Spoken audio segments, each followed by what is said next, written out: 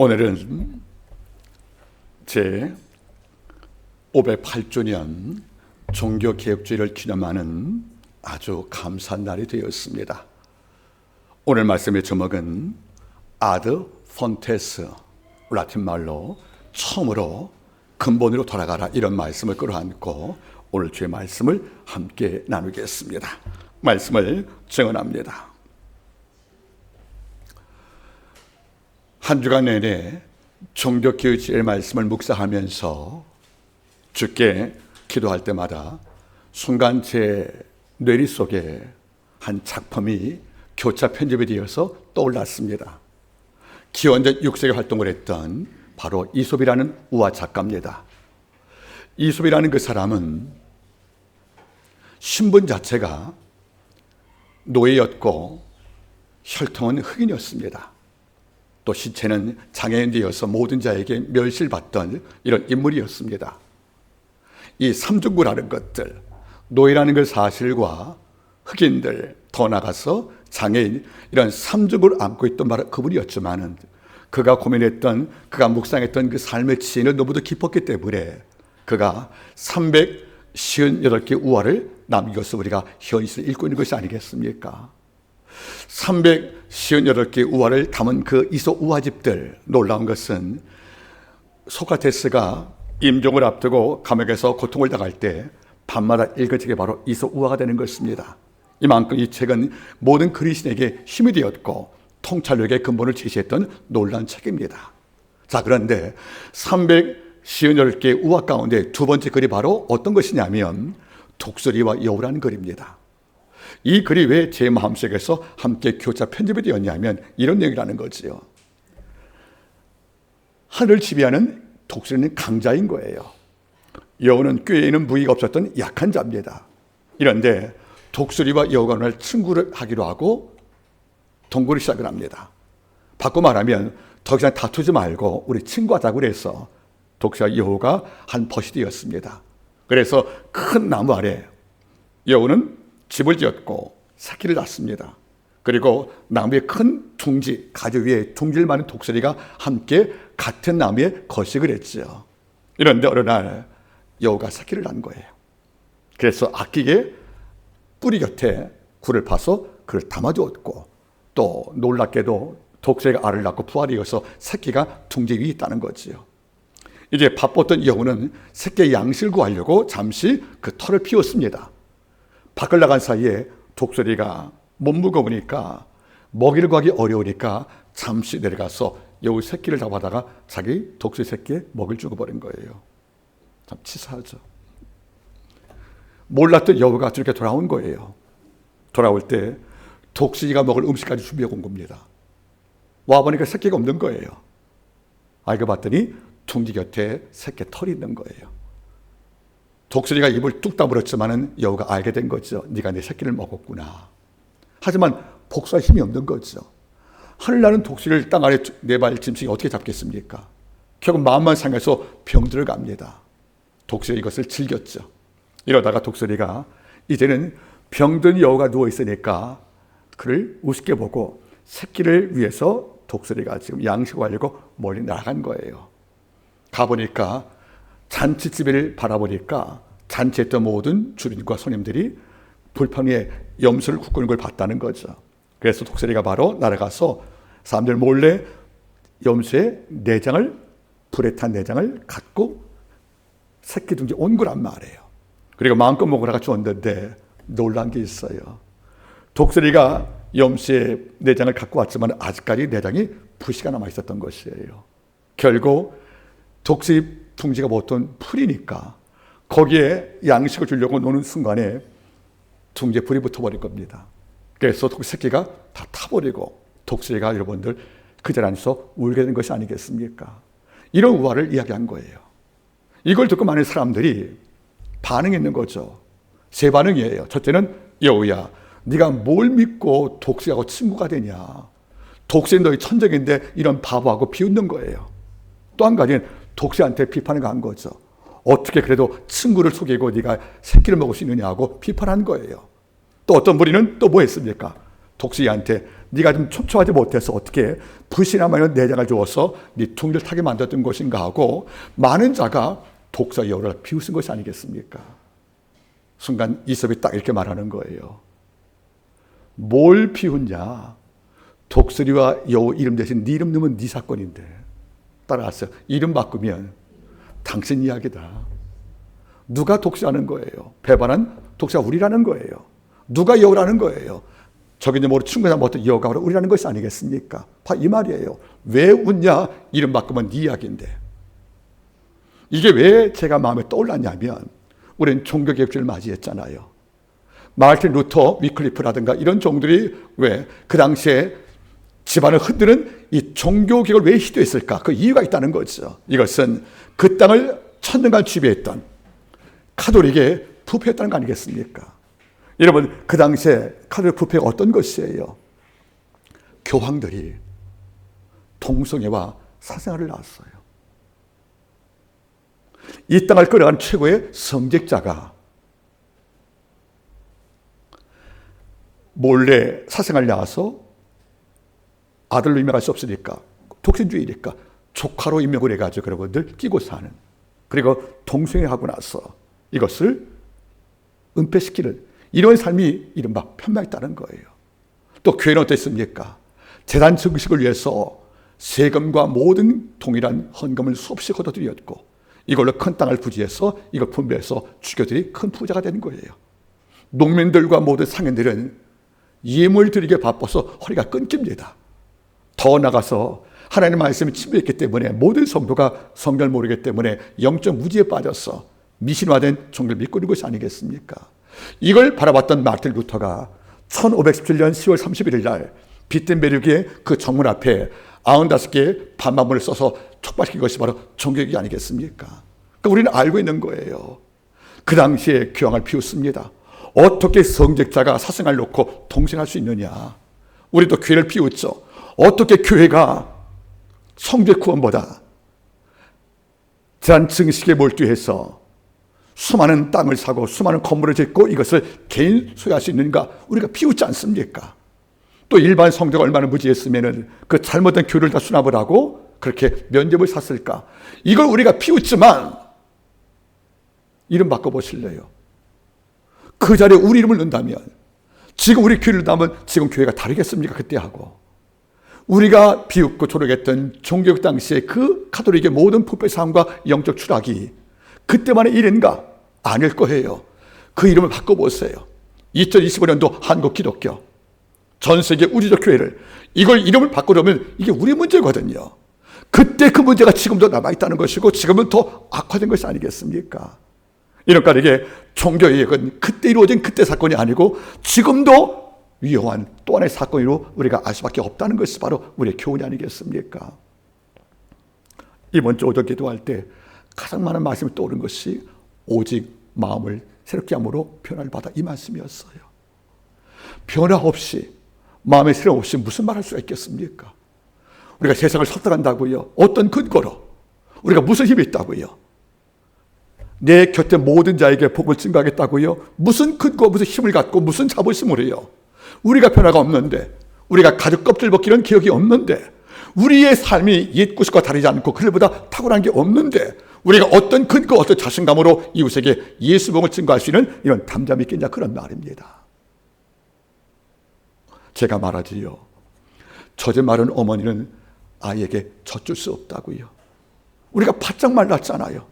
은혜도 마르고 진리도 마르고 참회도 마르고 찬양도 말라버리고 말씀을 대한 설림도 말라버리고 더 나아가서 여러분들 주한 감격도 말라버리는 이렇게 바짝 마른 상태에서 우리가 복음을 증거한다는 것이 무슨 힘이 있을 것이며 무슨 추진력을 얻을 수가 있겠습니까? 종교개혁은 그때만의 사건이 아닌 겁니다. 더 깊고 강력한 개혁이 필요한 것이 바로 지금이 아니겠습니까? 이런 시대를 안고 나서 오늘 말씀을 함께 나누기를 바라는 것입니다. 먼저 우리는 종교개혁의 촉발이 어떤 것인가를 볼 때 면제법함이라는 것이 기폭제가 되었습니다. 이른바 우리가 알고 있는 인툴젠체라는 이 면제법, 면벌부인데 이게 참 무서운 거예요. 율리우스 24는 교황이 있었어요. 근데 이분이 워낙 인문학에 취해서 미켈란젤로 또는 라파엘로들 또는 다빈치 같은 인물을 많이 모아다가 많은 미술과 그림을 해서 문의 부흥을 이루었지만은 거기에 성교 비용이 엄청났거든요. 그러니까 문의 부흥을 위해서 율리우스 2세가 주도했던 문의 부흥 운동이 좋았지만 반대급부로 그의 재정이 어려워진 거예요. 그리고 그 후임으로 레오 10세가 등장을 했습니다. 레오 10세는 교회 재정이 어려우니까 돈이 필요했어요. 그리고 교회 위상에 추락하는 것이니까 베드로의 대성전을 건축해서 교회 권을 세우고 싶어서 드디어 성전 건축과 교회 재정을 채울 만한 보관이 무엇인가 고민하다가 드디어 면죄부를 하는 묘안을 발견한 거예요. 인툴젠트라는 그 면죄부가 어떤 것이냐면 이런 것들이에요.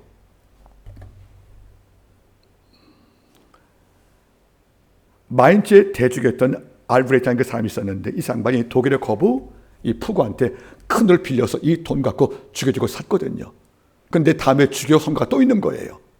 근데 빚을 갚지 못하면 빌 수가 없잖아요. 이러니까 교황 레오 10세가 마인츠 대주교 알브레이트가 돈이 궁하구나. 얘는 돈 주고 성직을 샀어. 또 다음 선거에서 또 돈을 빌리지 못하면 또 출마 못하는 것이니까 먼저 빌린 돈을 갚으려면 돈이 필요하겠지 해서 그의 욕망을 이용해서 그를 부른 거예요. 교회 재정을 해서 면죄부하려고 면죄부를. 이걸 판 액수에 3분의 1을 주겠다고. 그러니까 마인츠 주교 알프레트는 아까운 게 없는 거죠. 이러면 남는 장산이겠습니까? 근데 명색이 주교거든요. 내가 전면에 못 나간단 말이에요. 그래서 종교 사기꾼 요한 테츠를 불러보는 거예요. 요한 테츠를 불러서 내가 너한테 10분을 줄 테는 것이가 면죄 팔라는 것이 아니겠습니까? 이걸 팔면 세 가지 유익이 있다는 거죠. 지금 지은 죄가 용서받는 면죄보다, 그리고 이미 죽은 자의 죄도 용서받는다, 그리고 특별한 죄, 가능까지 용서받는다. 이걸로 해서 세 종류의 죄를 면벌시킬 이러한 면죄인 인툴젠트를 팔도록 이런 분양을 한 거예요. 요한 테츠 이 사람은 탐욕스럽거든요. 종교 사기꾼 영화 루트를 바라보시면 무서운 게 나온단 말이에요. 온갖 거짓말로 돈을 긁어모은다는 거죠. 이걸 루트가 발견한 거예요. 그는 성경 읽었습니다. 베드로전서 1장 18절 19절 말씀. 우리가 너희 수장 때부터 물려받은 이 허물을 용서받은 것은 은이나 금같이 없어질 꼴 될 것이 아니라 오직 흠없고 점없는 어린 양 피 같은 예수의 피라고 말씀을 선포한 거예요.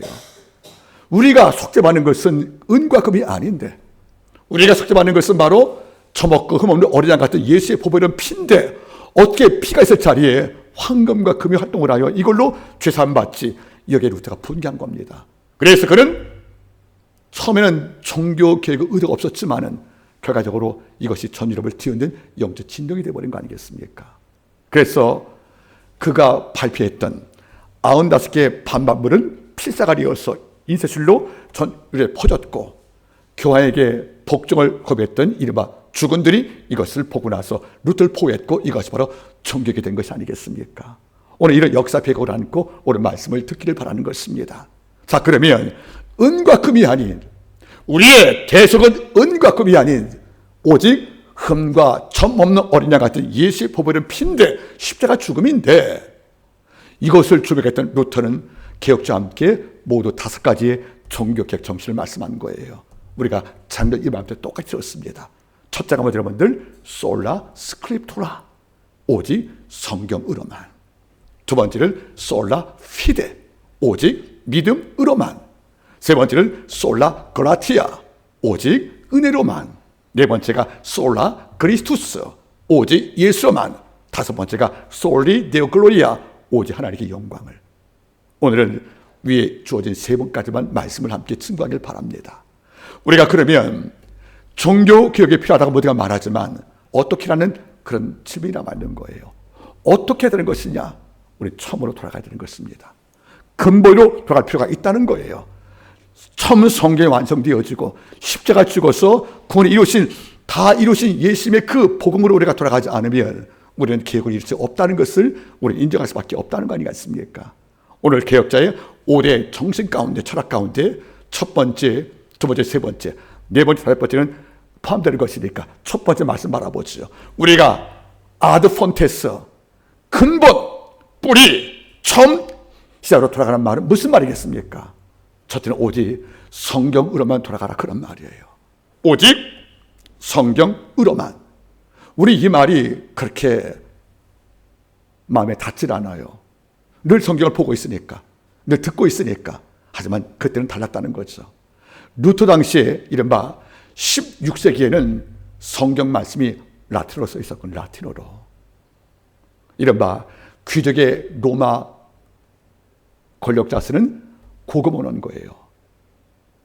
여러분들, 라틴어 성경을 문맹을 높았던, 자기의 문자도 몰랐던 그 당시에 기독교인들이 이걸 읽을 수가 있었겠습니까? 그러니까 성경은 교황과 주교와 교주 외에는 성경인 수반자가 없다는 거예요. 일반 사람은 성경 읽고 싶어도 읽을 수가 없죠. 글을 모르니까. 또 그 당시 법으로 평신들은 성경 읽지 못해 금지가 돼 있었어요.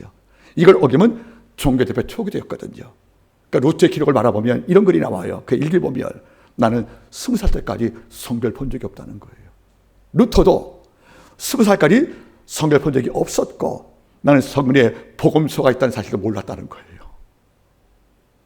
20살 때 루터도 성경을 본 적이 없다는 거예요. 그러니까 교황의 말이 성경된 것이고 주교의 영적 체험이 진리가 된 것이고 그리고 잘못된 가르침을 통해서 성경을 몰랐던 많은 성도들은 이게 하나님 말씀인 줄 알고 다 영접한 것이 아니겠습니까? 이러니까 종교에 미신이 들어왔던 것이고 잘못된 성상 숭배들 이게 들어와는 것이 참인 줄 알고 다 믿은 것이 그 당시에 종교 아니겠냐 그런 말이에요. 루터 말한 거예요. 성경을 읽으니까 교황의 말은 사람의 말이더라. 성경을 읽고 진리를 발견하고 나는 것이니까 우리가 배웠던 모든 진리가 잘못되었더라. 그래서 뭘 느끼고 있습니까, 여러분들? 그래, 복음에는 하나님의 의가 있다. 우리를 정말 의롭게 만드신 아버지의 사랑이 포함되어 있다. 근데 우리는 이걸 한 번도 못 들어봤다는 거예요. 여러분 잘 보겠습니까? 오직 성경으로만 솔라 스크립트가 말은 무슨 말입니까? 오직 성경 안에서만 창조의 하나님을 발견할 수 있는 것이고 오직 성경 안에서만 구원자 예수의 사건이 증명되는 것이고 오직 성경 안에서만 부활과 재림과 심판과 인간에게 필요한 모든 구원의 윤리와 구원의 조건이 다 포함되어 있기 때문에 성경 밖에는 그 어떤 것도 진리와 구원을 발견할 수 없다 그런 말이에요. 성경 안에 인간의 구원에 필요한 모든 아버지의 신적 지식이 유일하게 포함되어 있다는 겁니다. 이런데 루터 당시에는 성경을 가르치지 않은 거예요. 일반 사람도 성경을 몰랐고 읽을 줄 몰랐고 일부만 성경을 읽을 줄 알던 일반 주교와 모든 교사들도 성경을 이해 못했다는 거죠. 그래서 자기 공로로 기도원 세우고 이런 것들로 하나님께 다가가는 이것을 권해서 제시했기 때문에 루터가 여기서 반발한 것이 아니겠습니까? 여러분 잘 듣기 바랍니다. 우리는 손만 뻗은 머리마다 성경 말씀이 있어요. 그리고 마음만 조금만 내면 하나님 말씀에서 수업이 될 수 있는 기회를 얻을 수가 있습니다. 냉정히 따지면 지금 하나님 말씀이 넘치는 시대입니다. 이런 까닭에 오직 성경으로만 그러면 우리는 설득력이 없다고 생각할지 모르겠지만 이건 다른 문제가 아닐 거예요. 이 시대 한국교회도 잘못된 복음이 3분의 1을 지배하고 있습니다. 이 시대에도 잘못된 구원론이 그리고 잘못된 성령론이 그리고 잘못된 재림론들이 이 땅 곳곳에 숨어 있다는 겁니다. 그리고 믿는 성도를 유혹을 해서 이것이 참 진리라고 우리를 유혹을 하고 있다는 거 아니겠습니까?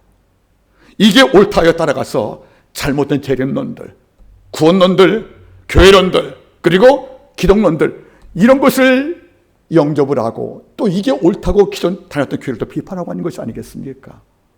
우리는 경험했잖아요. 이단 하나님의 교회에 빠진 사람이 우리 성도에게 연락을 해서 진리는 거기 있다고. 그게 진리래요. 성경 말씀과 떠난 잘못된 개인의 교리를 만든 이런 가짜 교리를 놓고 이게 진리래요.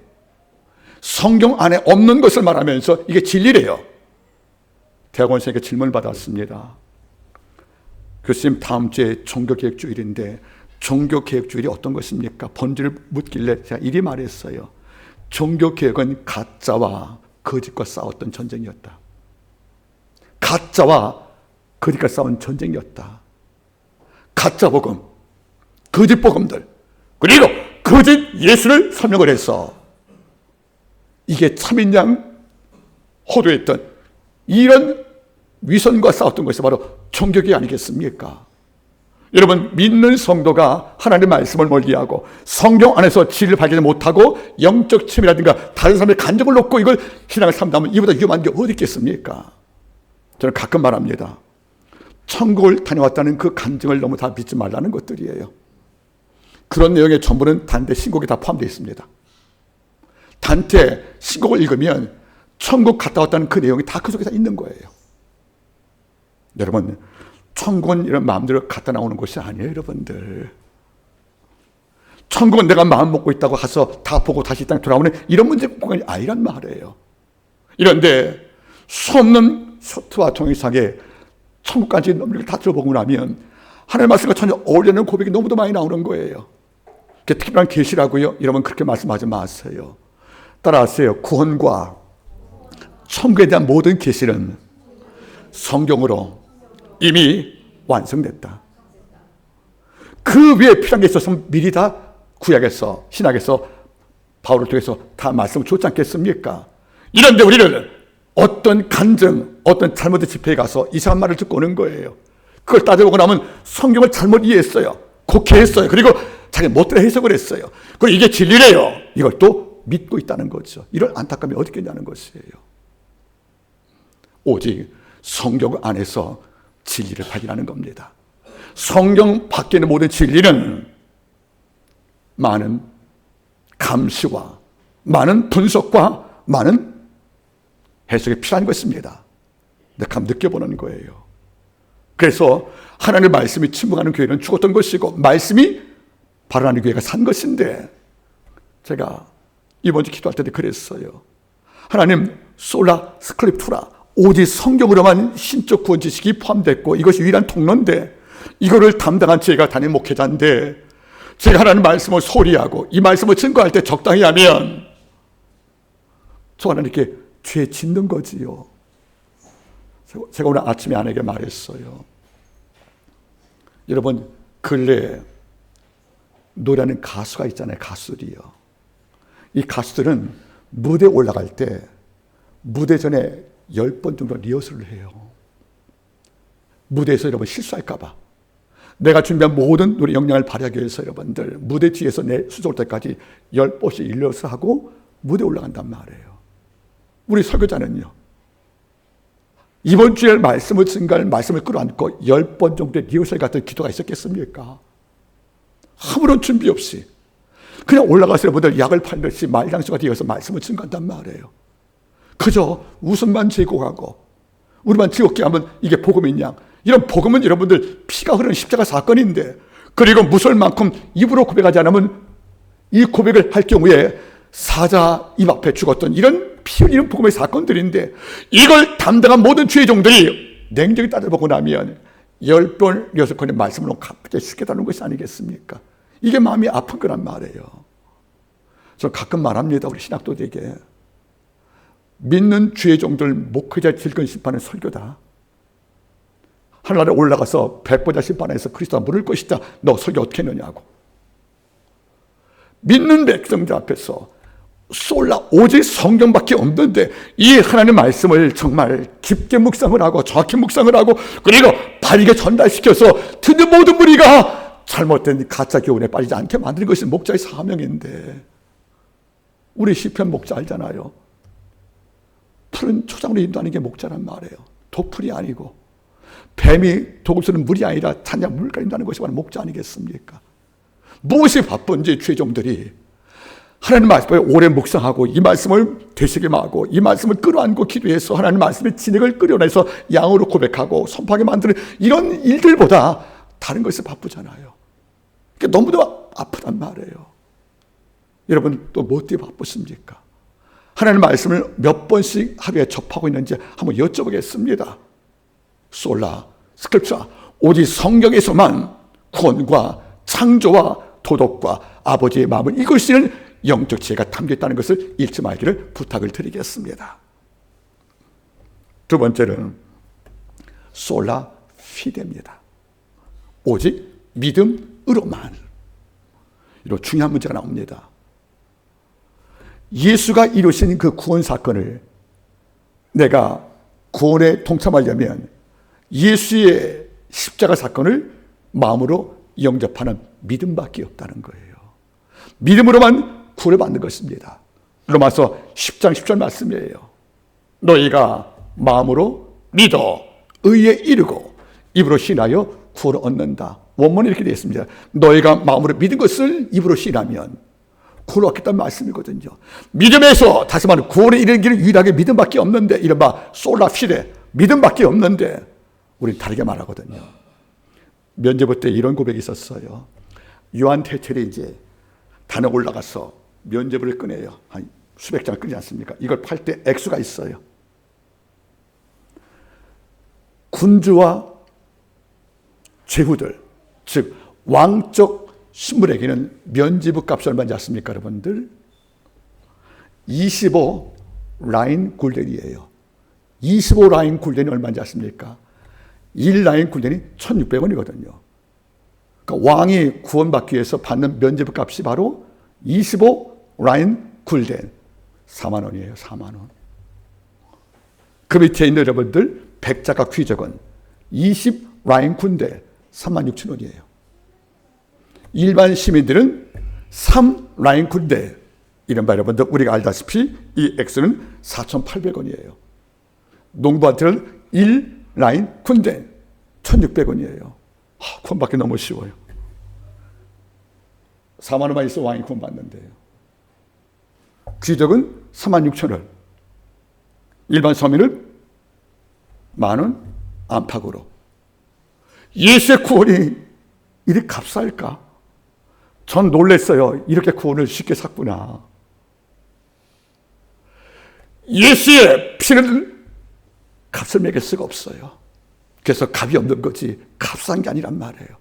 그런데 면죄부 판매자가 했던 요한 테첼은 왕은 4만 원만 좀 구원받아, 죄 용서받아, 그리고 죽은 자 위에 세례받고 구원 유하게 구원을 팔 수 있다는 거 아니겠습니까?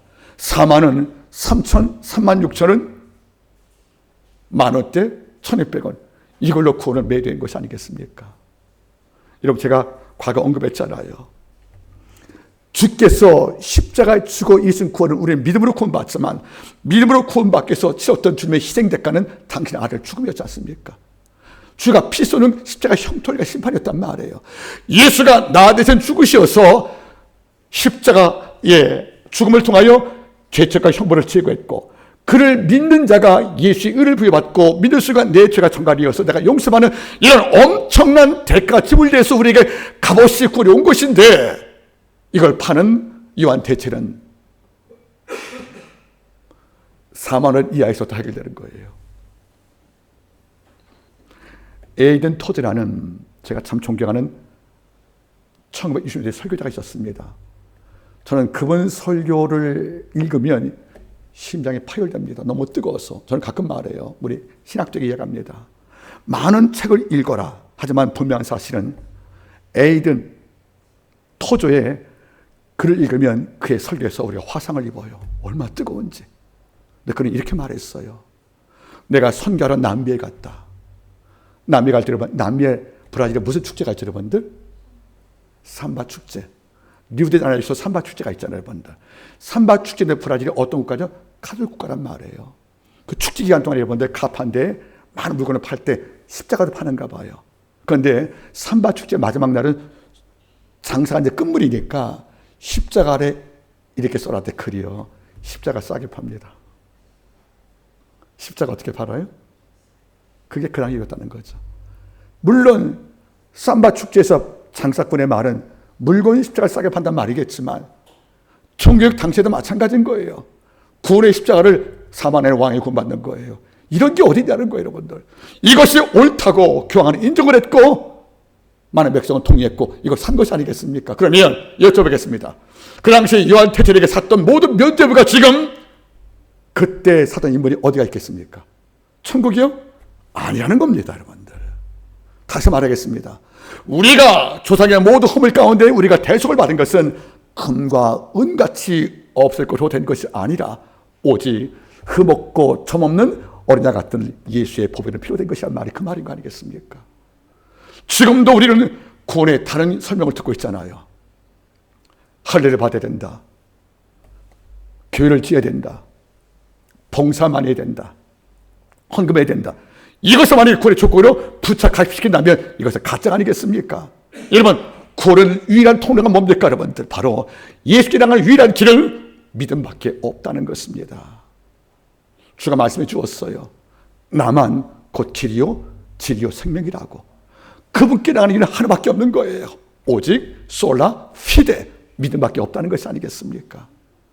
만약에 우리가 밖을 나가서 전도를 받든 어떤 말씀 공부에 집회에 참석하든 간에 만약에 솔라 스크립처가 성경 외에 다른 것을 진리같은 말씀을 증거하면 그날 뜻해야 합니다.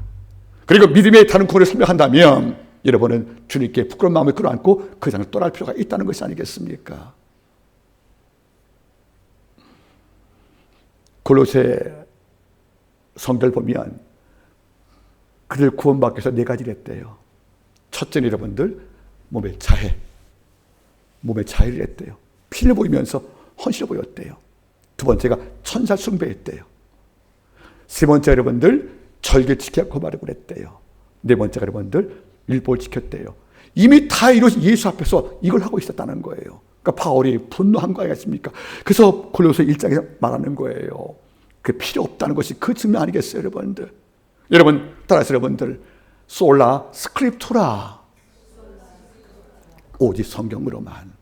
또 따라서 솔라 피데, 오직 믿음으로만. 세 번째가 있습니다. 솔라 그라티아, 따라서 오직 은혜로만. 그럼 이 믿음이라는 것이 내가 얻고 찾고 돈 주고 구하는 이런 구매품인 것인가? 아니라는 거예요. 이 믿음은 은혜라는 겁니다.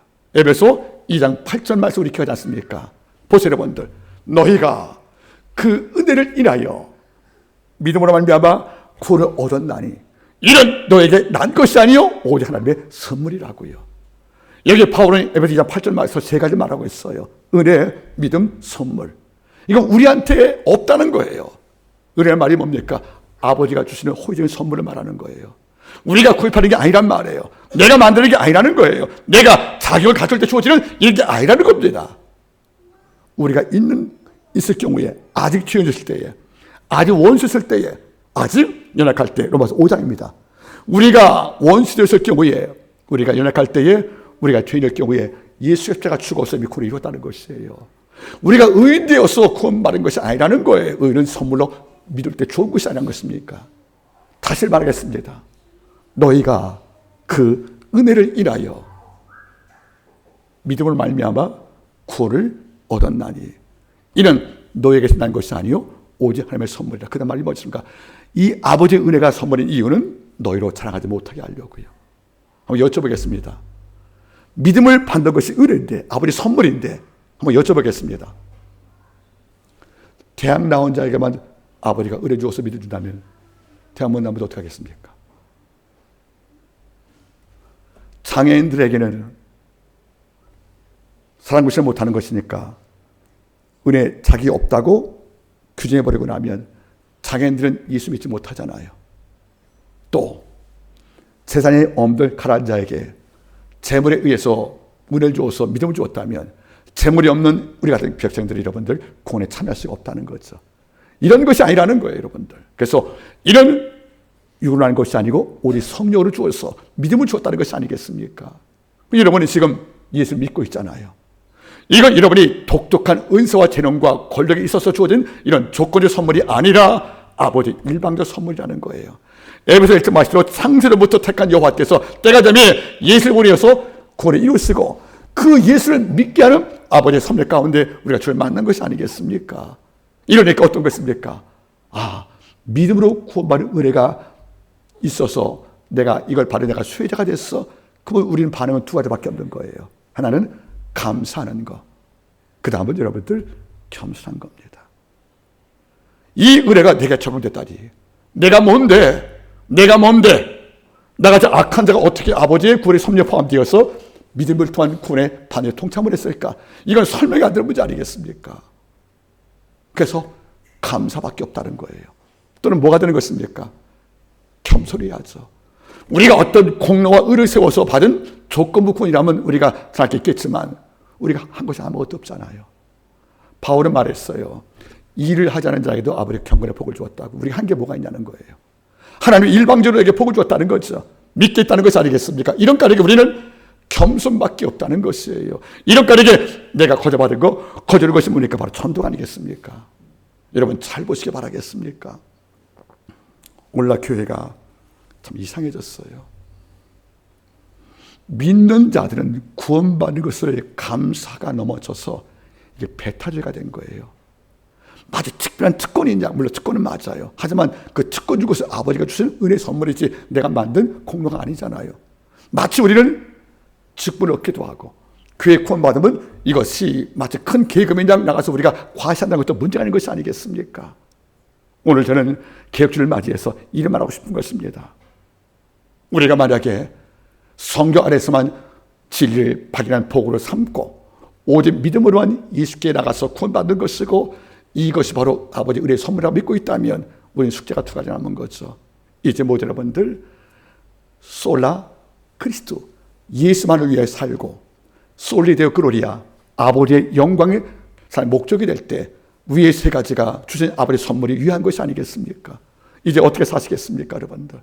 이제는 이 땅을 바라볼 때 무엇을 바꾸라 고치라 외치기 전에 우리 안에 나는 과연 처음으로 돌아갔는가? 내 안에 성경으로 살아가는 백성인지 믿음만이 구원의 유일한 통로임을 고백하는 성도가 되었는지 내가 얻은 모든 선물이 아버지 은혜의 선물임을 알기에 여기에 감사하고 겸손하지 이걸 돌아보지 않는 것은 우리에게 불행이라고 생각하는 것이 아니겠습니까? 이 개혁주를 맞이해서 우리가 함께 고백하기를 원합니다. 나의 나 된 것이 아버지 은혜라는 바울의 고백은 여기 기술된 것이 아니겠습니까? 말씀을 제가 맺기를 원합니다. 루터 당시에 가톨릭의 타락은 지금도 변형된 모습으로 존재하고 있습니다. 지금도 우리는 다시 루터가 부패했던 가톨릭 심장에 칼을 꽂은 것처럼 우리 또한 타락해가는 이 한국교회의 모든 신학과 신앙을 위해서 다시 한번 우리 양손에 세종의 칼을 준비하길 바라겠습니다. 난 오직 성경 안에서만 진리를 발견하는 준비가 되어 있다. 그 외에는 나에게는 소용없다. 그리고 나는 오직 믿음으로 한 구원받는 진리에 나를 감사하고 기뻐한다. 그리고 내가 모두 얻은 것은 아버지의 은혜의 선물이었다. 이런 거 나는 찬양할 이밖에 없다는 걸 고백하면서 이 세종의 칼로 먹든지 마시든지 아버지 영광을 위해서 복되게 쓰임 받기를 바라겠습니다. 기도하겠습니다. 하나님 아버지, 개혁의 첫 번째 대상은 바로 내 자신임을 알게 도와주옵소서. 이 땅을 고치기 전에 세상을 바꾸기 전에 교회가 먼저 개혁되길 원할 것이고 교회 구성원은 바로 우리부터 하나님의 가족을 뜯는 고통이 개혁의 감정에 동참하기를 간절히 원합니다. 이 땅 그 누구가 교묘한 말로 교리를 훼손시켜도 우리는 오직 성경으로만, 오직 믿음으로만, 오직 은혜로만, 오직 예수로만, 오직 하나님의 영광으로만 살아가는 성도가 되어서 이걸로 이 시대의 민족을 깨우시는 복음을 삼을 것을 믿고 감사드리며 모든 말씀을 예수님의 이름으로 기도드리옵나이다. 아멘. 우리 말씀을 생각하시면서